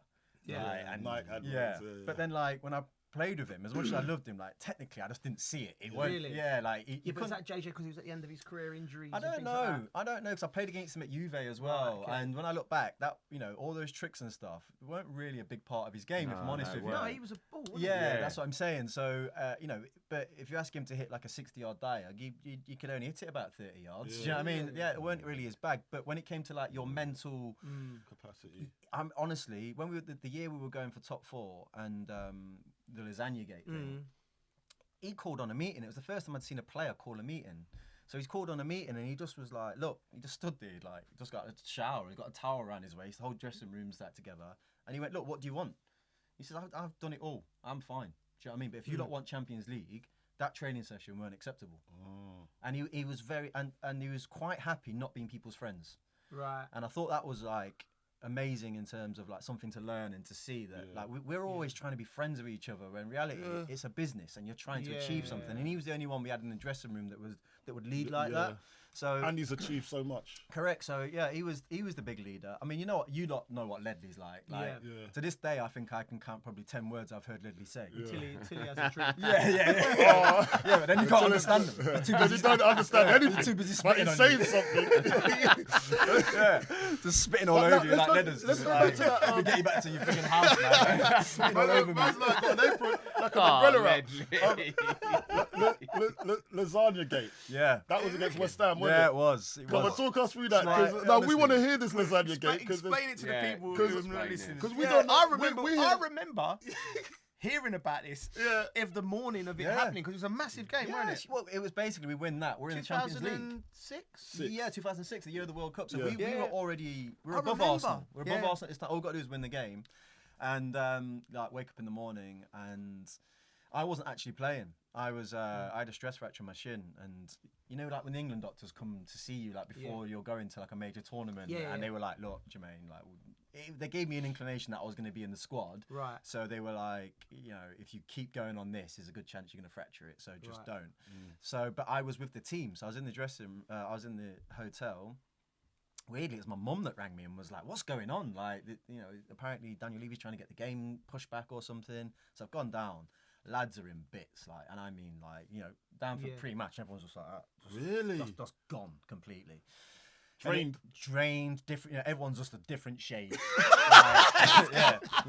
Ledley's turned into Joe Cole. It's mad. Like, everyone's lost like layers of freaking skin color. So we're in the dressing room, and honestly, like, there's no music. Everyone's just like, "How am I gonna do this?" type thing. We go out, obviously play the game. One of the funnier things is like Edgar was always quite funny about his food. So I think even sometimes he'd have his own type of dish that he would always eat. So he was about the only player that didn't have food poisoning. And then during the game, like It was West Ham, right? Yeah. Sorry, against West Ham. Yeah, away at West Ham, so you'd all stay away at at the West hotel. Ham. Correct. Yeah, we was in Canary And Wharf. you'd eaten something. Yeah, they've had what turned out to be a dodgy lasagna or whatever. And Everyone loved the lasagna. mate, innit? yeah, it was everyone was on it. Yeah, they massively sucked us in. Whoever did it, I don't know what they put in This it. is the but- tastiest lasagna you will ever be exposed to. Have some. That's what it was like. Honestly. Everyone getting on this. Yeah. But like before the game, people have been sick, throwing up, got the runs, everything you can imagine about like, having food poisoning is happening before the game. They go out and play, and you know, I think we got off to a decent start. And I remember Martin Yole's gone to try and take up because Edgar, like I said, he'd eaten his own food, he was fine, but he was having a nightmare. You're still having a nightmare. He was having a beast. Martin Yole's gone. So I one wish Ed guy could have that's had the lasagna. He's gone to try and take him off, right?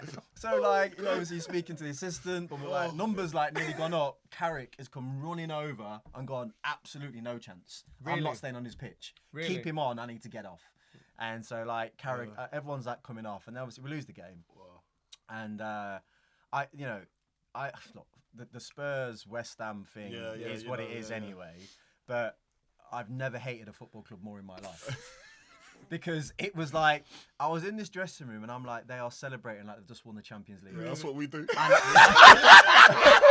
That's what we do. It was. Mate, It was do you know who the unreal. man of the match was? Who? It was the chef. Mate, we'd won the game before we set foot in the stadium. I just got visions of like as you're coming down Upton Park and JJ walking into the away dressing room. The West Ham, that door over the West Ham players celebrating, and there's geese with a chef's hat. We got him, lads. Honestly. We got him. So, yeah, it was horrible. So we obviously got. What was the turnout with that? Did anyone ever? They just said it was a lasagna, but nobody Mate, knows if it was actually done or not. But I mean, if you go through history, has it ever happened? No, You it's know, true. so it's very coincidental that on that biggest game that's happened. We're still getting blamed for it. You know what I mean? Look, There's a geezer. Something dodgy There's some trainee chef in Canning Town You know what I in mean? some pub guy that done He's got to write a book or something, and Yeah, he's fella. got to Like, write a just book. bring it out now. Just like, say it now. it is It's what it got- is. it's gotta Operation come out. Lasagna. I mean, it's a great story in Premier League history. no, is That's what I brilliant. mean. Like, Yeah. we're talking. How long is that? 20 years ago nearly. Yeah, We're talking unbelievable. about. But like ever since though, like I think after that, I think loads of clubs started to employ their own chefs on Yeah. travels. Yeah, Yeah. You know what I mean? Because you can't be infiltrated. I Don't infiltrate the building, bro. No. Like, just No, can't trust everyone to cook your food. Exactly, but I remember. How are you going to like? What is it? You go in there and the chef's just watching everyone in case they pour something in. It's mad, isn't it? Yeah. I don't What know. was The it? whole scenario is insane. Yeah. But usually, I mean, Yeah. yeah. So most of the time, It's allegations. There's It's allegations. unfounded Facts. allegations. Facts is what it No, is. no, no, it's Facts. allegations. It's Come into allegations. this part of London. You know what I mean? You come to East London, you got I found know. out, mate. That's what it was. we did. With Edgar Davids having a beast anyway. You know what I mean? We did. We got found out. Proper. Anyway. So yeah, so I moved to Tottenham, and then obviously, The 2007-2008 Cup final Yeah. against me and Bridges. Yeah, you know what? One how'd of that go? one How'd of my that big go? memories from that Go on, tell us that your side of final. Yeah, I mean, look again, like Wande Ramos, for me, was a big reason why we won that game. It was the first time we had a manager who actually believed we would win.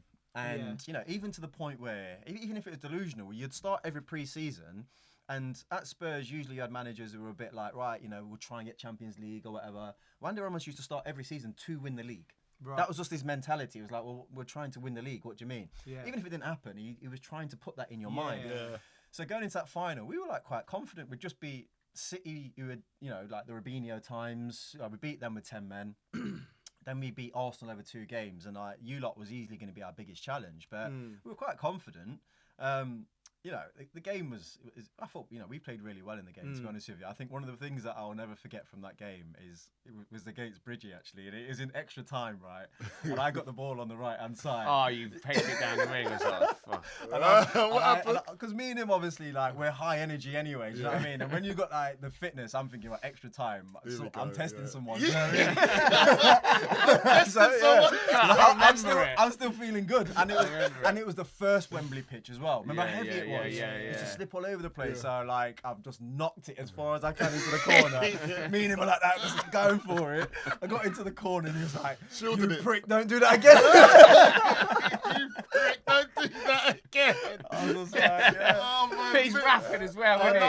know, that's And then you brilliant. got him having a meltdown after 90 minutes when he had that big chance, didn't you? Yeah, but you know, I didn't even see it. That's what was mad. So People this- told me afterwards. I didn't even see it. I was too busy celebrating. So listen, this is what. So that game, that season, I played every game. That was Avon Grant. Yeah. Chat from more or less every game. And for some reasons, he dropped me for that game. Yeah. So I had I got no thickness coming. I'm playing really well. And I got the curly finger at breakfast. I'm thinking, hey, it must be tactical. He wants me to do something taking different. me out, and he's gone. I'm taking you out. Wow. I was like, What for? Who did he play? What have I done? Was it Shawnee? Was it Did Shawnee Righty? play? Righty played, didn't Sure, he? yeah. He had a tactical reason for it. Newcastle and Anelka maybe on Yeah. one side. Anyway, I remember because I was in Maribor in the hotel, and I was like, I need to get away from you as quickly as possible Yeah, because fuming. I'm fuming. Yeah. So I went, all right, boss, no problem. We'll win the game, brother. And I went for a walk for about 2 hours just to calm down. Let off some steam. And then, you're sitting there watching the game, and you're right, you did play well. We weren't really at it, and the goal went in. Then I come on the pitch, and I missed the chance, and your right back, or right midfielder, like Icelandic or Norwegian. Is it Tainio? Yeah, Timo, mate. yeah. I wanted to kill him. Yeah, he's a rat. Mate, I wanted to kill him. I'm shouting at something, right, and he's come running over me for no reason like that. And he's gone, pointed at the Oh scoreboard. my gosh. And I wanted to go, Ego sets in. my ego, like, Yeah, he yeah, done me. yeah, He done me. yeah. He done me. My head had Ego gone. sets He was a great lad, you know. Was he a great lad? Yeah, well, he done me. Good a kick teammate. that day. Yeah, Just good. a great lad, like, you know, I remember end of year when you have like your meet, like your end of season, get your like, Yeah. you know, post season like stuff, like to go and train and stuff. And it's all kind of serious, and he just came in late in a Spider-Man outfit and just sat there in the meeting Wow. with the full mask on while Martin Yole's trying to give us this serious Wow. chat. But he was a great lad, but you're right, that was He done me. yeah, I So it's a mean, bit of a crazy one. yeah, I mean, just the whole game, and we went 1-0 down, didn't we? I mean, like, And again, and you bit. Yeah. Robbo pissed me off with that goal that he conceded with Didier. Do you know what I mean, Didier puts one like that free kick, and we're 1-0 down, and then look, I mean, like, the penalty, you give away the penalty, didn't you, in the game? And I think when we got the penalty, I was like, I fancied us massively. Okay. We had big players at that time, though. Yeah. When we had Keano and Berber Woody up top, played well. you know that game, the Yeah. first time Berber up top. they ever played together as well. Yeah, so yeah. Woody and Ledley, first time they ever played together. Really? So we had that foundation, do you know what I mean? And once we had Players, that, it was like, players. just try and nick it, and we did. Woody, Ledley. Good team. Yeah, Berber. yeah, proper players. All in one team. There's a reason they won Yeah, the trophy, 100%. and it's been 17 years. I don't think Tottenham, maybe that little spell under Pochettino, where Well, we Tottenham had could've got as Champions good League, a team as they did in 2007, 2008. Yeah, but also, like, I always have this, not argument, but I'm always trying to tell Spurs fans, like, I don't know where they get this God-given right to think that they can win trophies these days. You know what I mean? Like, there are so many good football clubs out there. And if you actually look at, over the last 10 years, who's been winning, Yeah. Man City have won everything, Yeah. Liverpool have won stuff, and Chelsea have won it. Yeah. There's no really others that are massively putting their names in the hat. So, Yeah. and these clubs are spending money, and they've got the history of winning things. Yeah. Like you've got Spurs, Newcastle, Villa, are all in a similar Bracket. boat. Do you know what I mean? And it's just like, Where's Arsenal in this? well, Arsenal were winning stuff, but I still, when I was at Newcastle playing against Arsenal, and you're probably early years at West Ham and then to Chelsea, Yeah. Arsenal were the best team. Yeah, they were unbelievable. Them Man For United, 4 the or two 5 best teams in the league. You couldn't get near them. But then when it went more Fabregas, Van Persie, like they're probably the best footballing team, but they weren't winning. Yeah. Like you'd expect them to win. No, so, you're right. but they were there definitely. But you had a fantastic career at Newcastle, Tottenham. Then injuries, Yeah. started to come, which we've all sort of, all 4 of us have. There's probably about half a knee and one Yeah, hip at least, between yeah. us. And you finished up at QPR, JT. What was it like? Talk to me about when did you realise? Because you went straight into your media thing. When did you realise I need to go in this direction? Now the body's not working. As soon as I signed for QPR. Really? Just got in and took the money and started planning. Well, this will set me up. you know what, right? I went to when I went to Villa. Yeah. I went there with a real kind of like positive mindset, and I ruptured my Achilles, That's it, Achilles. after like a month or something like that. So I went back to Spurs, rehabbed and everything, and once I kind of got back fit, we had AVB at the Andre Villas-Boas at the football club, and I didn't really get on with him, if I'm honest with you, which was weird because I actually had a phone call from JT about 18 months before, and he was like, "Oh, I've just had a meeting with the gaffer," and I think he said him and Lamps, and he's earmarked. There was me, Romeu, and another midfield player to come into the club, whether it was to like squad player, whatever it was. And he said, "Look, me and Lamps have said to bring me in as the English lad or whatever." Yeah. So in my mind, I'm like, well, he likes me because I'm on this list of people that he was thinking about taking to Chelsea. And then when he turned up, I think it was just very similar to what he did at Chelsea. There was something about him being a young manager, and I don't know whether it's because he didn't play football, but he was just like, the ego was a bit too much, if you know what I mean. So kind of like, when I left left Spurs and obviously ended up at QPR, I was just more like, right, fresh start, let's just try and get fit and get playing, after, leaving Villa and everything. But when I walked into that QPR dressing room, I was just like, oh no. And weirdly, because Who was in the dressing room mate, with this you is there? what annoyed me most. I was looking at them going, how are you lot bottom of the league? Yeah. Like, this is January when I What arrived. year was this? Mate, they got Julio Cesar, probably 2011, something like that. 2011, 2012, something. They got. I think I was supposed to join. You probably was. Everyone was. yeah. Do you know what I mean? They had like Julio Cesar, Bobby Zamora up Josie front. Bobby Basingwa, Zamora right up back. front, yeah. Armand Traore, left back. Bobby was up top. We had Jason Park was there. Rio. Righty's there. No, Rio Oh, came yeah, that it's a year joke after. of its squad, really, Laurent isn't it? Remy up top. Like Remy, We had like Yeah, Stefan remember Mbia him, midfield, myself, Esteban Granero was there from Madrid. yeah. Mate, the team was a joke. But then, like, you go into training and you're like, yeah, these lot are taking a mick. Like, this is not what I thought it was This going is to a be. retirement home. Basically, yeah. it was an expensive retirement home. You know what I mean? And look, the lads were like decent lads and everything. But Yeah, it was the this weren't first dressing serious. room I was in where I was like, this is pretty toxic. Harry Redknapp, the gaffer then. Yeah, Harry brought me in, and Harry was mine and Harry's relationship was always kind of like mixed, if I'm honest with Oh, you. Like, really? well, Yeah. only because he was just one of these managers that, just, like, for me personally, he'd always like he'd put you in, take you out, put you in, take you out, and it was just a bit annoying. Like I had an incredible Champions League run with him, and then you'd be coming back to like White Hart Lane playing against like West Brom, and you wouldn't start, and I'm like, I just want to play all the going on? time, Yeah, like yeah. just so we was always just And like. like as you get older, You just need play. to play. Continuity. Because you can't stop. Because No. you can't. It just to kickstart You need again. two things. You need to play, You need to or be you need cons- to adjust your position. Or and you need consistency. And you need a manager that accepts that as well. Like, I really probably should have gone to Harry at some point during my QPR days and gone, listen, I'm not a box-to-box midfielder anymore. Okay. Get me in here and I'll just control the game from here. Because I could have done it, but I was just... Everyone always G'd me up. I don't like... Bridge, you might have had a similar thing. Once you're kind of known as the fitness guy, that's just your bag. Do you know what I mean? And it's like, get up and down, box to box, and then you try and live up to it, and then your body starts going, mate. Pulling my hamstring every other week. And I was like, my body's saying, Jay, just chill, will you? And I just never listened to it. So it was a tricky time. I'll tell you one quick story about Harry. When we played against Real Madrid, it's not really about Harry, but he was the manager, but it kind of gave me an insight as to kind of like top managers. And Harry was a top manager in his own right, obviously, but it was just like, we've gone to Real Madrid, this quarter-final of Champions League, and we pulled up in the coach, and Real Madrid got those steps, haven't they, that go up to that door. And at the top of the door, Jose Mourinho has just stood there. Right, and I'm like, that's odd, like really odd. But this guy's always playing some kind of game. So we've come off the coach and we're walking up the steps, and he's just at the top going like every single player that comes, even Harry's come, shook his hand, oh welcome, like good on ya. Like players have come through, and it literally didn't land until about 6 months later. I was like, this guy just buoyed us off. He literally shook our hands and patted us on the back of the head, like, well done getting this far, but this is as far as it goes. That's basically what he was saying to us, and none of us saw it. That's when you know you're in like an amateur Champions League team. Because he was just like, these guys don't know what's coming. I don't know what's going. We're going to rip them apart. Enjoy your time in the Santiago Bernabéu. He does that thing where he shakes hands and gives you all the time as Someone well. does that. That's a take point. You take it because it's Jose, and you're like, Surely you didn't do that to Harry. What am I Surely you doing? didn't do that to Harry. He didn't tap him up. He shook his hand. Yeah. You know, even then, like, but in hindsight, Harry might have had the same thing, but he probably should have said, off. Like, don't touch my players, do one. Like, you know what I mean? But it was funny anyway. Oh, mate, that's brilliant. So after, all right, so we at QPR. You've called it quits. Yeah. And then now you're looking at, okay, what's the next plan for you? Why did you want to go into broadcasting? And was it a thing that you just was already planning at the back end of QPR? No, I wasn't planning it.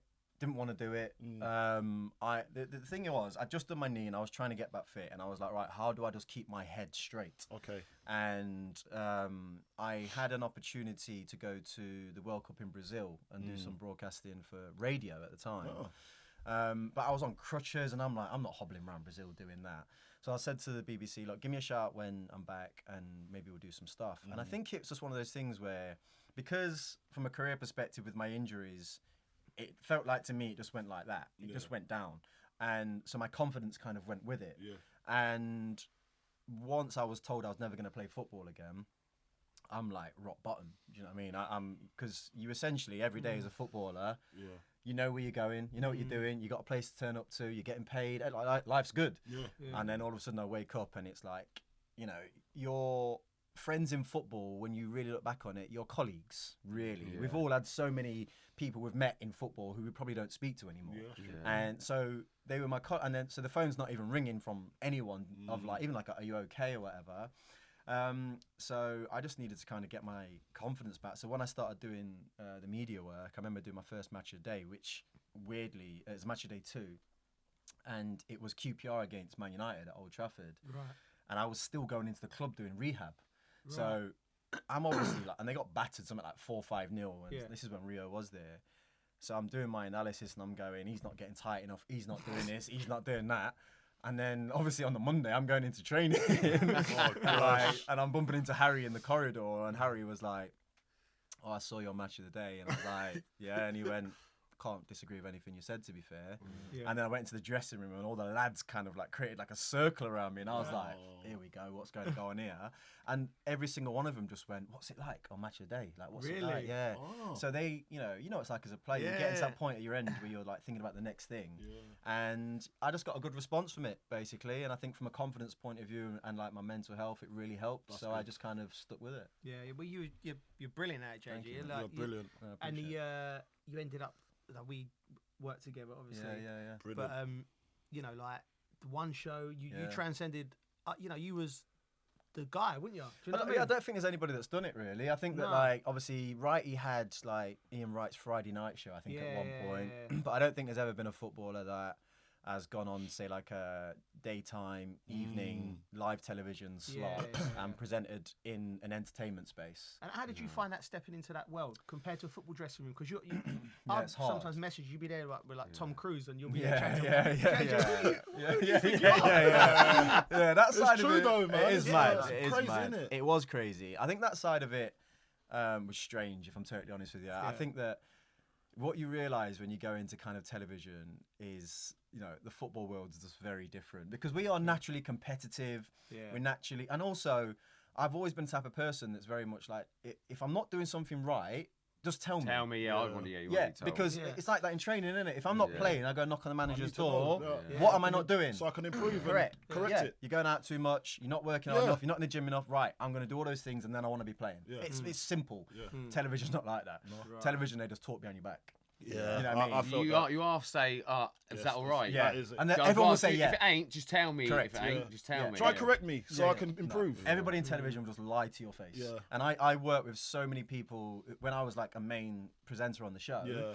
we would have sometimes if Alex Jones weren't working because she was having children at the time, I was working with various different kind of like female presenters, and we'd come off air and they'd go, "Oh, did you like her, JJ?" I'd be like, "Yeah, she's really hot. It's her first time or whatever. She's done really well."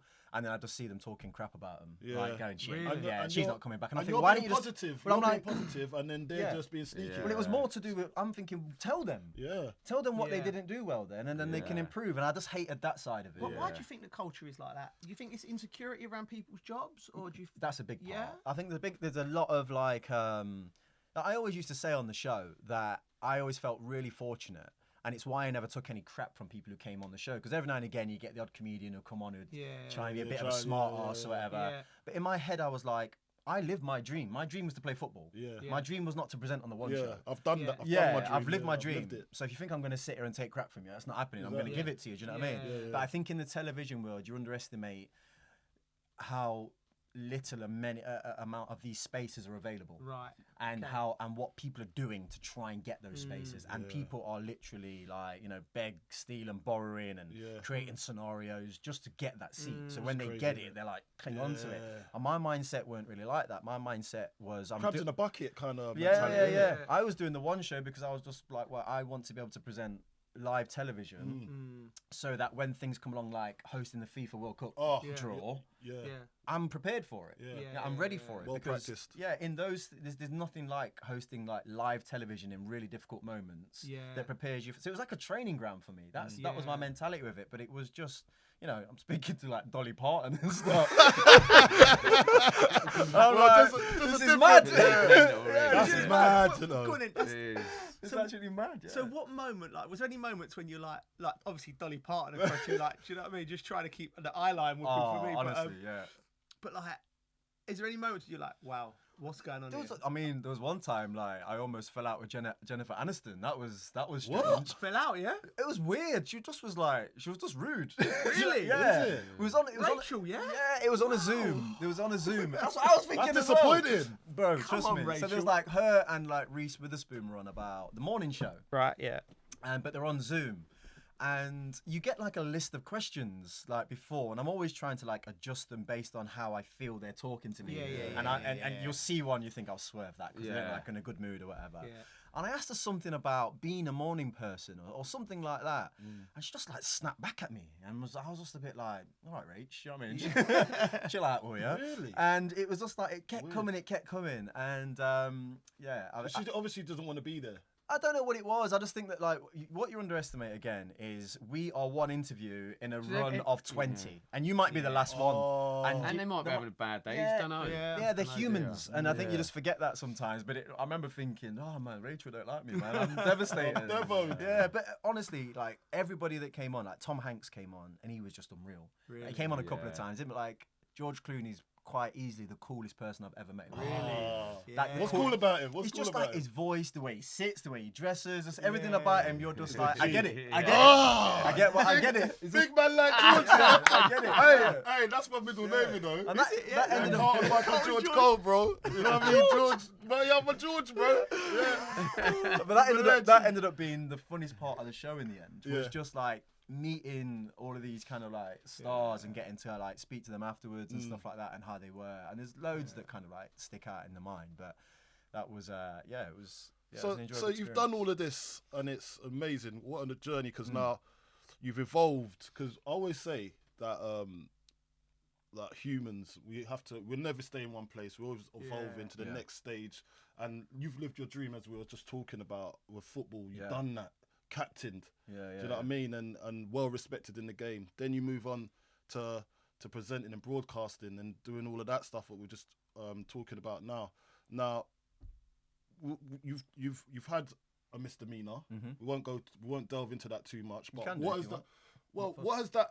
Well, how's that made you evolve? How have you evolved again now? How are you feeling how's the future looking? It's a unique For thing. me, Because we're just talking about how crabs in the bucket. Yeah. Do you know what I mean? And now you know the dark side of it fully. Yeah, definitely. I think. So how's that going to change? Because I don't know if you want to talk about it or No, not. I will do. Yeah, definitely. I think that look, there's a couple of elements to it. I think one of the big things was what a lot of people probably didn't see, because everybody looked at my life through a lens of like social media essentially, and you kind of go, Basically, JJ's having a great time. He's talking to all these stars and this, that, and the other.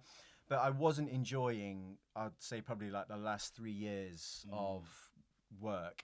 And a lot of it was to do with like missing out on a lot of the things the kids were doing. Because I was working pretty much every single day, including weekends and stuff as well. And then when I took Formula E into that, I would literally fly to Brazil.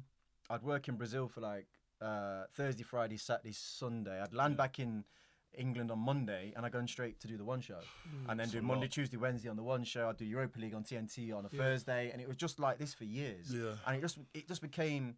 It's not like the work wasn't fun, but I just didn't even know who I was anymore. Like it just consumed me. So I started to really fall out of love with it, and so my mind was drifting into kind of what I wanted to do. So yeah, obviously in terms of how it changed me, the reality is, when you lose everything, that you've built. So the agency that helped me kind of get to where I was supposed to get to, at the time, they dropped me. Thanks. Which was absolute like madness to me at the time as to why. Then it's a weird scenario. I've got this like analogy in my mind of what it was like, and it's almost like being not like at a mountaintop, but almost like almost like a mountain, but like with a crevice in it, right? And it's like you fall and you hit the first ledge, which was like maybe the agency, and you think that's it, and then all of a sudden it's like, oh, you've lost this job, fall again, and the phone calls just keep coming with just like losses and losses and losses, and then you add on top of that, now me and my wife are getting divorced. I think you get stripped back completely to like your raw form, which is quite empowering in a weird way, because you have to, really look inwards as to kind of like that part of your journey, which was great, but actually now analysing, what do I actually want to do? What's actually going to make me happy in my life kind of moving forward? Because as much as everybody thought I was happy, I wasn't. So then the self-destruction type things start essentially. So it's been quite a like eye-opening experience. I wouldn't like recommend it for people, but at the same time, there's been some really like key components of being able to. Like, I get to see everyone for who they are now, which is really nice, because I never had that before. Everyone's your best mate when you're when I'm still earning my agency 20%. Everyone's your best mate. When it all goes to crap and you really need people, you figure out who's who. It's really simple because I've said to you numerous times, Joey, you've been a massively supportive component to, just a phone call here and there, but then actively trying to help as well, which was massive. Yeah, Coley's got a heart of gold. Yeah, which was great as well. And, that element to it has been great. In terms of the reason why I got sacked, essentially, I mean, you go through history with regards to, what I done. People don't get sacked for that. No. People don't get sacked for two adults consensually texting each other.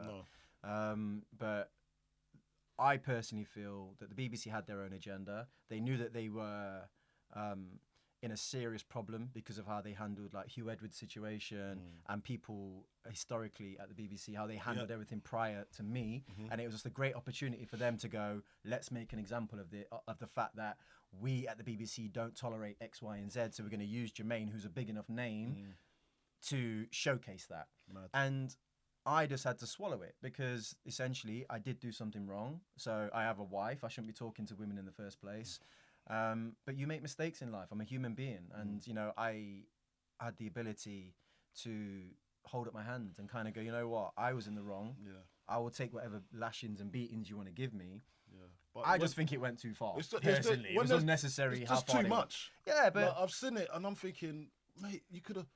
There's worse things that's been that's out Way there. And worse. that's people that's done, and you've not even touched the sides to that. No, but Like, you have to remember that they have an agenda, though, Carlton. So the agenda is, right, you know, we need to push this narrative because we've got this huge stuff going on over here. But if we focus enough attention on this, it's here, they'll forget about all this big stuff. Yeah, you're right. So it's just like a really contrived thing that the media do. Yeah. So the press get on board with it, the channels get on board with it, my agency probably got on board with it, and they're all like, look. And like sponsors and all that sort of stuff. They all It's get on crazy. board, and even like now, when you speak to like, I mean, we were talking about it the other day, today, where what was that show, the 1% thing? Yeah.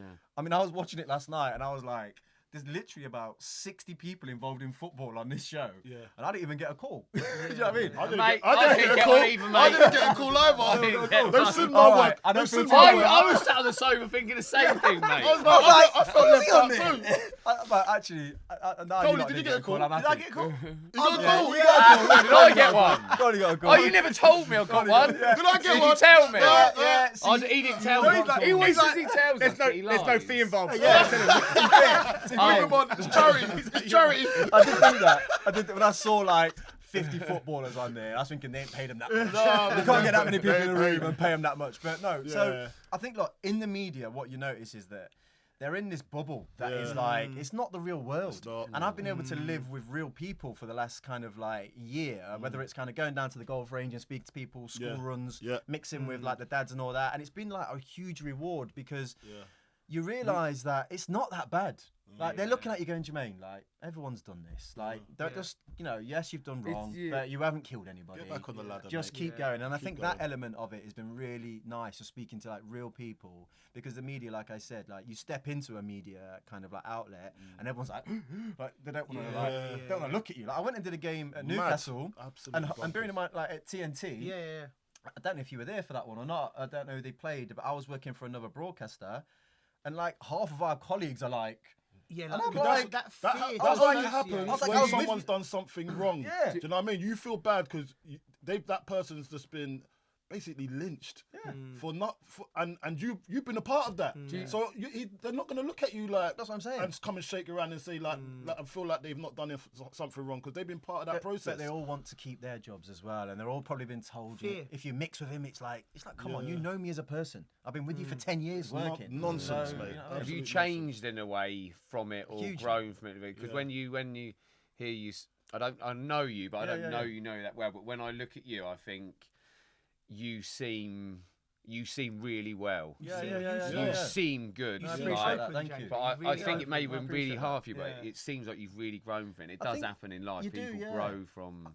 That's why, you know, and it's hard for people to understand, but it kind of has been a good experience as well as a bad one. Like what I put my family through, I hate. Yeah. My kids were getting followed to school, and like pictures of us, like nuts. you know, they camped outside my house for like a week. It was like that side of it was hell. Yeah. But then the other side of it has allowed me to kind of like grow and evolve as a person, and actually, you know, just understand everything a little bit more. I think when you're in it and it's go, everything's great, and it's like it's a really fake world, really fake world. So fake. Yeah, You know and- it's I fake. love that you Correct, know yeah. that now. Isn't I it? Such know. a fake world. I love and that you then, know that. Yeah. Yeah. And then when you kind of gravitate back to, like, I went back to Nottingham loads. I was with my people, Yeah, my mum, my good. sister, my friends. And Healthy. it just, you know, and don't get me wrong, I must have read about 20 self-help books and did the work and this, that, and the other. I was just searching for answers at that particular time. But I think you eventually land in a place where I am now, where I'm still feel like I'm evolving and growing. We always But I am are, happy, aren't we, yeah. all the time, yeah. The thing I am is, happy, yeah. the thing is that for you now, I think you're gonna come back into a space, and things are gonna be on your terms. Correct. Now. Yeah. You're 100%. gonna everything has to be on your terms because you know what this world is. Correct. I've seen it. And They've yeah, shown me so behind now the curtain anything now. you have for the future and plans you got for the future, it's got to be on your terms, and that's the way I'm living my life as well. Yeah, Now. control was when I first kind of like went right. What do you want to do? Control was my big thing. Yeah. So no one's ever going to control my life Good. again. Do you know what I mean? So whether I go back into broadcasting, whether it's for TNT or whether I go somewhere else and get back involved in television, it will all be on my terms as to kind of how much I want to do, when I want to do it, and obviously that allowed me then to start developing my own stuff as well. Yeah. Which is my bag anyway, because I've filmed 5 documentaries, you know. You're unbelievable, man. Yeah, I've done all these social issues documentaries. I've been on TV for God knows how long. I've gained enough experience to be able to kind of like run my own stuff. I'd love to do a documentary of you. Yeah? Yeah, We should what do would one. What should we do? I've got a few ideas. Have you? I've got a few ideas, but we'll keep them as ideas. Yeah, we got loads of ideas. We've got some ideas. Okay, anyway. You can draft me in for one of the shows. Look, we are running out of time, but go on. quickly before we go, you launched a new podcast Yes. with Derek Chisora. I am, yeah. Who seems like a great lad. He is. I'd love a night out with him, actually. Oh, mate, he can set that up. We can set that up. Don't I'm worry up for about that. Yeah. How's that going? Yeah, honestly, it's been great. I think again, kind of just taps into that that control element. So I set up my own production company, which I'd been wanting to do for years. Brilliant. And me and Derek have been good mates for about 10 years. And I just thought that, look, I know the image that I had in the media, it was, which is what was eating me alive a little bit, was this like pristine, corporate, perfect, you know, family, life, wife, kids. And it's not sustainable. Like That's not you that do that. It's just what people. that's do. what they Just do. put you in Yeah, that box. correct. So they Yeah. put you in that box, but I'm like, that's not me. You know. Then you're on the one show and it gets even more. Yeah. So like, in my mind, I knew I wanted to do a podcast, and I was thinking about it with Derek for ages because I know 2 sides to Derek. Derek's rogue, number one, he is, but he's also got this other side where guy loves being at home, loves his kids more than anything like we all do, loves his missus, like he's got, and you know, he just knows how to sell fights. That's the bottom line with Derek. If Derek's got to throw a freaking table at someone's head to sell a fight, he's throwing it at your head. He don't care. But I just was like, right, I know that I can steer the ship of a podcast where I can maintain the structure and so on, but I know he's going to be coming out with some madness. With the skills that you've got, that you've learned, you're using it for that. That's brilliant. And that was it. So I was like, I didn't want another kind of like polished host, essentially. I was like, I can do that. I need like a red flag in the room. I need someone who's just going to say the stuff Off the cuff. that anybody's thinking. You know what I mean? A bit like your role here, to be honest with you. yeah. Like, I watch your stuff. That's what you do. Do you? Yeah. Oh, I love that, bro. That's what you do. I see some wild stuff, bro. And I think you gotta be, and I believe it too. I believe my wild stuff. The best thing you said on TV when the geezer scored the toe punt in the Europa League, the Conference League, and I'm looking at you and it's gone, and we're dissecting it professionally. He's gone, well, what he's done there, Jules, is he's hyperextended toe. He's done what? Go gadget toe. Never Go gadget toe. underestimate a toe. Yeah, that was it. Never underestimate a toe. Never underestimate the hyperextended toe. You can't. I don't think you can train that stuff. No. So yeah, we've called Personality, it. man. It's just personality. Yeah. So it's called Let Me Tell You Something. And it's not kind of specific to sport. Kind of the framework for it is you tell me your kind of like your lessons in life. Your wins, your losses, the lessons you've learned, the legacy you've left behind. And then we just go on a tangent and talk about everything. But it's loads of fun. We've filmed 10 eps and it's going to be launching June the 8th. I can't wait for it. So yeah. I can't wait for it. It's going to be a You're going to lot. invite us on? Oh mate, well Joey's already been on. Oh, you've been on already? Joey came on, but I'd love to have you two on. Yeah, man. Definitely. We'll I'd come love on. to. We come as a duo. If you want to do the duo or you want to do it individually, I'd love to have you both on, man, because you both got incredible stories. Yeah. And this is I'm what up it's for it. about. Good. This is what it's For it. about. You want to be supporting each other in the journey. Like you don't ever want to be like, this is mine. Do you know what I mean? Like, as long as you push it out and put it into the world and We've keep spent everyone. so much of our lives together, really. And I know, like you said, like you three are obviously really tight now, but like I've dipped into kind of parts of your lives throughout your careers. We've all had moments where, like, Mate, you're in now. We drag you right in now. So, you know, we've got some stories to tell. Yeah. Well, I think that's all we got time for. That was brilliant, JJ. Thank you very much. Thanks, Appreciate you having me, mate. lads. Brilliant. Thank you very much. Do it again. You've been listening to The Dressing Room with Arabiya News.